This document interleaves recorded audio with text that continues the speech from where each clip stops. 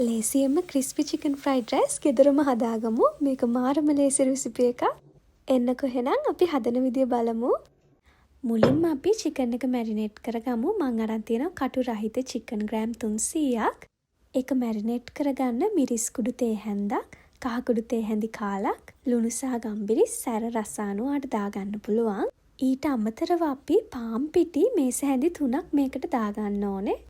දැන් අපි මේ ටික හොඳට දැවටෙන විදියට චිකන් ටික මික්ස් කරගමු. දැන් මේක පැත්තකින් තියලා අපි ඉතුරු දේවල් ටික ලෑස්ති කරගමු. මං අරන් තියෙනවා කැරට් ගෙඩියක් කපාගෙන සුදු ලුණු බික් 6ක් ග්‍රේට් කරගෙන තියෙනවා පුංචි වෙන්න. ඊට අමතරව මං ලීක්ස් වල සුදු කොටසයි කොළ පාට කොටසයි වෙන වෙනම කපාගෙන තියෙනවා. ඊට අමතරව ලුණු කොළක් තියෙනවා මෙතන. මේ ටික තමයි අපිට ඕන වෙන්නේ. දැන් රයිස් එක හදාගන්න භාජනයේම මුලින්ම අපි චිකන් ටික බැදගමු. මේ චිකන් ටික බැදගත්තු ඔයිල් එකේම තමයි අපි රයිස් එක හදාගන්නේ.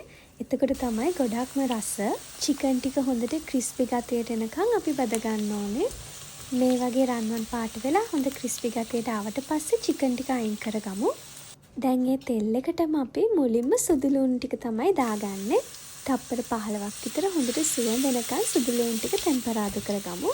සුදු ලුණු ටික මේ වෙලාවේදී කාලා කරගන්න එපා. එහෙම වුණොත් එimhe රයිස් එකම කර සුවඳක් එන්නේ. දැන් තප්පර 10ක් විතර කැරට් ටිකයි ලීක්ස් වල සුදු කොටසයි ටෙම්පරාදු කරගන්න ඕනේ.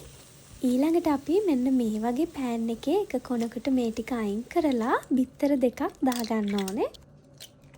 බිත්තර වලට ලුණු ගම්මිරිසුත් දාලා මම මික්ස් කරගන්නවා. හැබැයි කුඩු වෙන්නම මික්ස් කරන්නේ ටිකක් ලොකු කෑලි හිටින්න තමයි මම රයිස් එකේ හදාගන්නේ.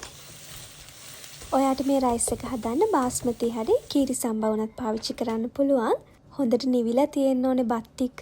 මම බත් කෝප්ප 4 මාරක් දාගත්තා. ඒකටම සෝයා සෝස් මේස හැන්දකුයි තක්කාලි සෝස් මේස හැන්දකුයි දාගෙන ලිපේ ගින්දර වැඩි කරලා විනාඩි 3ක් විතර හොඳට මික්ස් කරගමු.